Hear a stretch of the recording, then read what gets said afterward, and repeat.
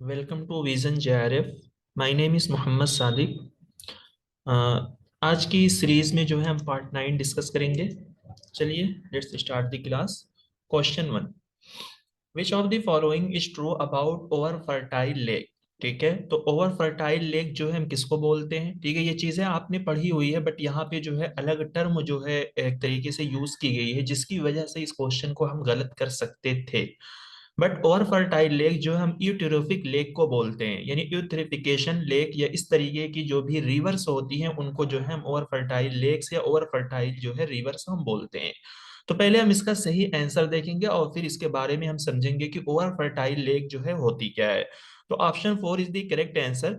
इसमें कहा गया ये quality of fishes produce is impaired, यानी इस तरीके की लेक में फिशेस पैदा होने की जो क्वालिटी है, यानी जो भी फिशेस यहाँ पर प्रोड्यूस होगी, जो भी फिशेस जो है यहाँ पर बनेगी, तो उनकी जो क्वालिटी होगी वो खराब क्वालिटी की होंगी। ठीक है, यानी यहाँ पर मछलियां जो है अच्छी तरीके से सरवाइव नहीं कर पाएंगी। ओवर फर्टाइल लेक, जिसको हम यूथ्रोफिक लेक के नाम से जानते हैं, is a lake that a high level of nutrient plant and अलगाई and low level of dissolve oxygen. तो डिसोल्व ऑक्सीजन हम किसको बोलते हैं, पानी के अंदर का जो ऑक्सीजन होता है उसको हम डिसोल्व ऑक्सीजन बोलते हैं। तो यानी ओवर फर्टाइल लेक जब यूथ्रोफिक हो गई है तो इसका मतलब क्या है कि उस लेक के अंदर जो है पानी का ऑक्सीजन भी कम होगा और वो पानी जो है काफी पॉल्यूटेड वाला होगा। अलगाई, जिसे हम लोग अपनी लोकल विलेज जुबान में जो है उसको काई बोलते हैं, यानी आपने देखा होगा कि वाटर बिल्कुल ग्रीन टाइप का हो जाता है, छोटे छोटे पेड़ उसके अंदर हो जाते हैं, छोटी छोटी पत्तियां जो है उस पानी के अंदर जो है तैरती रहती हैं। तो ऐसे ही पानी को हम अलगाई बोलते हैं। तो ऐसे ही पानी को या इस तरीके की जो भी लेक्स होंगी, जो भी रिवर्स होंगी, उनको हम यूथ्रोफिकेशन का नाम देते हैं। कह रहे हैं कि यूथ्रोफिक लेक्स आर शैलो। शैलो का मतलब क्या है कि जब यूथ्रोफिक लेक है तो वो लेक जो है आपकी क्या होगी, शैलो होगी। शैलो का मतलब क्या है कि नॉट डीप, यानी बहुत गहरी जो है वो लेक नहीं होगी, और वो ग्रीन टाइप की आपको दिखेगी and have murky water and muddy bottoms. ठीक है, तो यानी उसका पानी जो होगा वो गदला होगा, गंदा होगा, और उसके अंदर जो है क्या होंगे, कीचड़ होंगे। तो कहने का मतलब क्या है कि ओवर फर्टाइल लेक ऐसी लेक को बोलते हैं जो पॉल्यूशन से रिच होती है, जो पॉल्यूशन से भरी हुई होती है। अब आप ऑप्शन को देखो, यहाँ पर कहा गया है कि नाइट्रेट लेवल जो है कम होता है। नहीं, नाइट्रेट लेवल यहाँ पर इंक्रीज होता है। ठीक है, अलगल प्रोडक्टिविटी जो है वो भी कम नहीं होती बल्कि ज्यादा होती है। ऑक्सीजन का लेवल यहाँ पे क्या होता है, डिक्रीज होता है, इंक्रीज नहीं होता। तो ऑप्शन यहाँ से भी जाएगा, यहाँ से भी जाएगा। तो हम ये कह सकते हैं कि यहाँ पर जो भी फिशेस जो है पैदा होंगी, जो भी फिशेस यहाँ पर होंगी, उनकी क्वालिटी क्या होगी, इम्पेयर्ड होगी, खराब होगी ओवर फर्टाइल लेक में। क्योंकि अगर ओवर फर्टाइल लेक का कंसेप्ट आप समझ गए हो तो फिर इसका आंसर आप निकाल सकते हो। चलिए, which of the following are function of Indian council of social science research. तो Indian council of social science research, इससे क्वेश्चन जो है हमेशा आते हैं। ये कब बना है, 1969 में बना है, और इसका हेडक्वार्टर कहाँ पे है, न्यू दिल्ली के अंदर जो है वाकई है। ठीक है, तो हमने इसके फ्यूचर आपको बताए थे कि ये किस चीज के लिए काम करती है। इसमें दिया गया encourage delinking of social science from natural science. नहीं, इसका ये काम नहीं है कि ये नेचुरल साइंस को जो है सोशल साइंस से डीलिंक करने का जो है काम करती है, नहीं। ठीक है, तो ऐसा कुछ भी ये नहीं करती है। हाँ, सोशल साइंस के फील्ड में जो भी रिसर्च होती है उनको ये स्कॉलरशिप जो है प्रोवाइड करती है। आपने देखा होगा जिस तरीके से हम लोगों का यूजीसी नेट का एग्जाम होता है, उसी तरीके से सीएसआईआर का भी जो है एक तरीके से एग्जाम होता है। ठीक है, उसी के अंदर आपका Indian council of social science research भी आता है। हाँ, इसी तरीके से रिसर्च में सोशल साइंस के मतलब फील्ड में जो भी इंस्टीट्यूशन जर्नल्स वगैरह निकालते हैं उनको ये फाइनेंशियल सपोर्ट देती है। ठीक है, और सोशल साइंस में रिसर्च को जो है ये प्रमोट करने का काम करती है। तो BC&D इसका सही आंसर है। और ये ऐसा इसका काम नहीं है। ठीक है, ये सब काम यूजीसी का होता है या फिर गवर्नमेंट ऑफ इंडिया या मिनिस्ट्री ऑफ एजुकेशन का होता है। Black list non performing social science institution from time to time. वक्तन फवक्तन या टाइम टू टाइम जो है सोशल साइंस के जो परफॉर्मिंग इंस्टीट्यूशन है, नॉन परफॉर्मिंग इंस्टीट्यूशन जो है, उनको ब्लैक लिस्ट में डालने का काम जो है Indian council of social science research का नहीं है। ठीक है, चलिए क्वेश्चन 3। इन इस थ्योरी को जो है हमने टीचिंग के अंदर आप लोगों को टीच किया है खूब अच्छे से। और इससे पहले ये क्वेश्चन आया हुआ था, तो उसी पीवाईक्यूज को बेस्ड बनाकर ये नया क्वेश्चन पूछा गया है। कह रहे हैं the transfer of learning from one situation to another situation that is conscious and effortful is known as, ठीक है। अगर आप अपनी लर्निंग को एक सिचुएशन से दूसरी सिचुएशन तक जो है आप ट्रांसफर कर रहे हो, बट आपकी ट्रांसफरिंग जो है वो कॉन्शियस वाली है, यानी आप वहां पे खूब दिमाग लगा रहे हो, खूब बेदारी, खूब अवेयरनेस करके और खूब इफर्ट कोशिश करके जो है आप उस सिचुएशन पे जो है ट्रांसफर हो रहे हो, तो उस प्रोसेस को जो है हम किस नाम से जानेंगे? तो इसको हम बोलते हैं हाई रोड ट्रांसफर। देखिए, एक होता है आपका near transfer, high road transfer, low transfer. तो हाई रोड ट्रांसफर का मतलब ये हो गया कि जब आप एक सिचुएशन से दूसरी सिचुएशन पे जाते हो, लेकिन वो जो दूसरी सिचुएशन होती है वो हाई लेवल की सिचुएशन होती है, जिसमें आपको दिमाग लगाना पड़ता है। एग्जाम्पल के तौर पे, जैसे आपने फोर व्हीलर गाड़ी चलाना सीखा है, ये आपकी एक सिचुएशन है। इसी सिचुएशन के बेस पे आप डायरेक्टली जो है हेलीकॉप्टर चलाना जो है, आप हेलीकॉप्टर जो है चलाने चले गए हो, तो डायरेक्टली आप हेलीकॉप्टर पे मूव हो रहे हो, ये आपकी दूसरी सिचुएशन है। तो इस सिचुएशन पे मूव होने के लिए आपको इफर्ट लगाना पड़ेगा, कॉन्शियस होना पड़ेगा, खूब दिमाग का इस्तेमाल करना पड़ेगा, प्रैक्टिस का इस्तेमाल करना पड़ेगा, तब जाकर उस दूसरी सिचुएशन पे आप कामयाब हो सकते हो। लो रोड ट्रांसफर क्या होता है कि जब आप एक सिचुएशन पे होते हैं और दूसरी सिचुएशन पे आप जाते हो, बट दूसरी सिचुएशन पे पहुंचने के लिए आपको यहां पर ज्यादा इफर्ट या ज्यादा कॉन्शियस होने की जरूरत नहीं पड़ती है। जैसे एग्जांपल के तौर पे आपने पहले फोर व्हीलर गाड़ी चलाना सीख लिया है, ठीक है, तो उसी की बुनियाद पे आप क्या करने जा रहे हो? ट्रक चलाने जा रहे हो, ठीक है। तो गाड़ी, फोर व्हीलर गाड़ी को चलाना या ट्रक चलाना, इन दोनों में ज्यादा अंतर नहीं होता, 9 या 10 का जो है फर्क होता है। तो कहने का मतलब यह है कि हाई रोड ट्रांसफर में जो है हम एक सिचुएशन से दूसरी सिचुएशन पे जाते हैं, लेकिन उस दूसरी सिचुएशन पे पहुंचने के लिए हमें काफी इफर्ट लगाना पड़ता है, काफी कॉन्शियस होना पड़ता है। लेकिन लो रोड ट्रांसफर में भी हम एक सिचुएशन से दूसरी सिचुएशन पे जाते हैं, लेकिन उसमें हमें ज्यादा इफर्ट लगाना नहीं पड़ता। जैसे मैंने आपको एग्जांपल दिया कि फोर व्हीलर चलाने से आप डायरेक्टली ट्रक चलाने पे मूव हो जाते हो, तो उसको हम बोलेंगे लो रोड ट्रांसफर, ठीक है।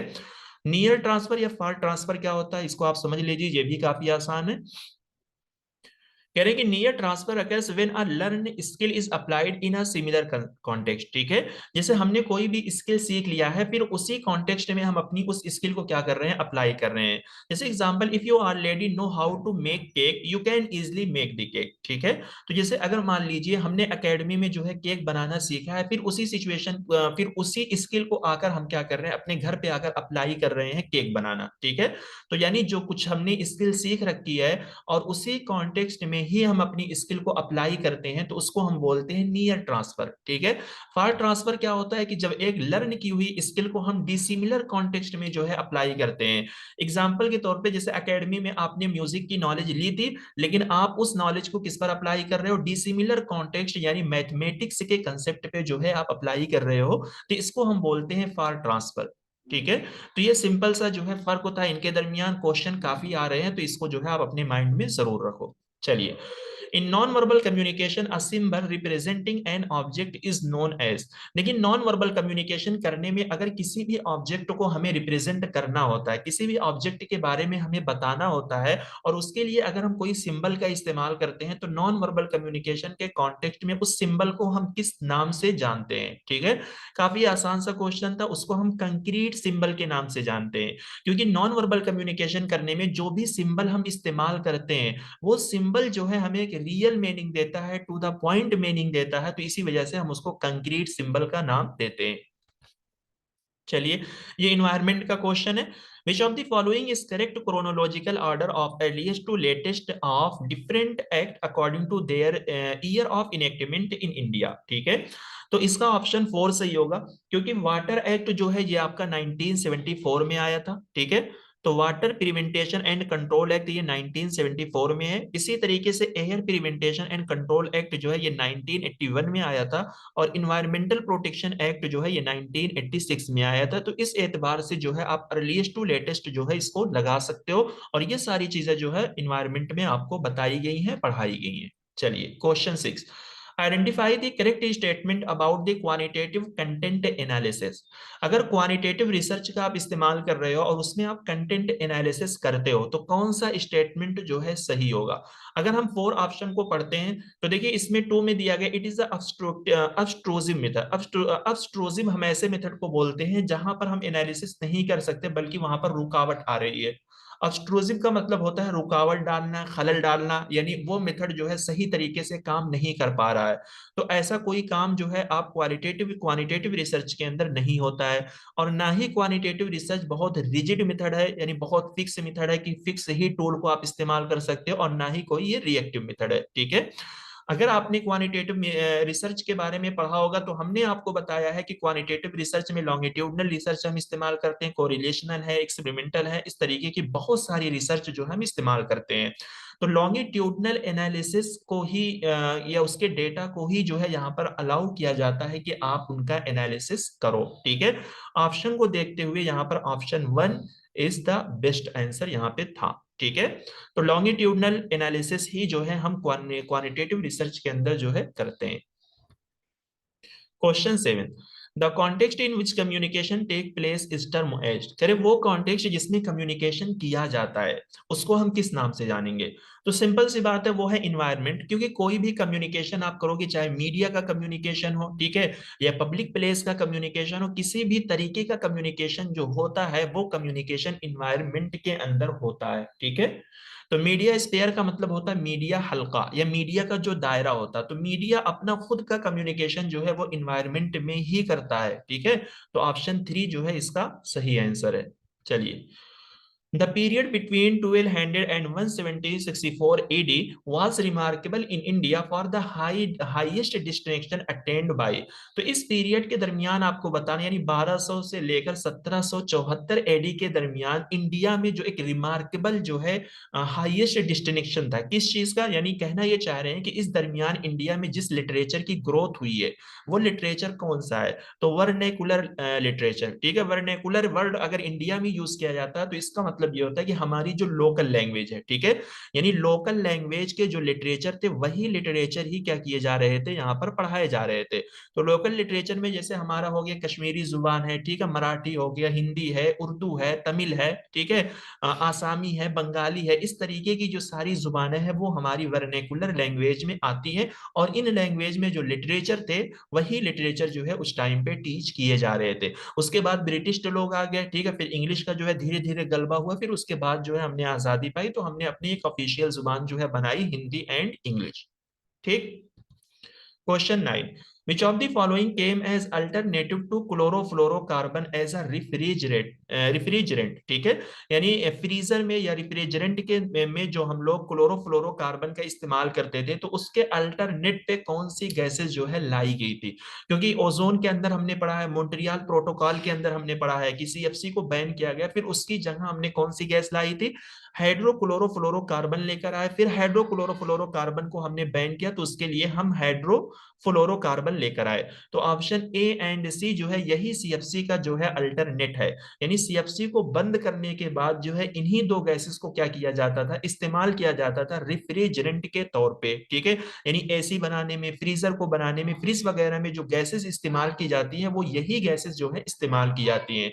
अब मुझे आप बताइए कि वो कौन सा अमेंडमेंट है मॉन्ट्रियल प्रोटोकॉल का जिसके अंदर हमने हाइड्रोफ्लोरोकार्बन को भी जो है फेज आउट करने की बात की है। ठीक है, वो अमेंडमेंट जो है 2016 में हुआ था, लेकिन वो इफेक्ट के अंदर 2019 में आया है। तो मैं कमेंट बॉक्स में आप लोगों से जानना चाहूंगा, आप जरूर बताइएगा कि वो कौन सा अमेंडमेंट है जिसके अंदर हाइड्रोक्लोरोफ्लोरोकार्बन को क्या किया गया है, सॉरी, हाइड्रोफ्लोरोकार्बन को जो है फेज आउट करने की बात की गई है।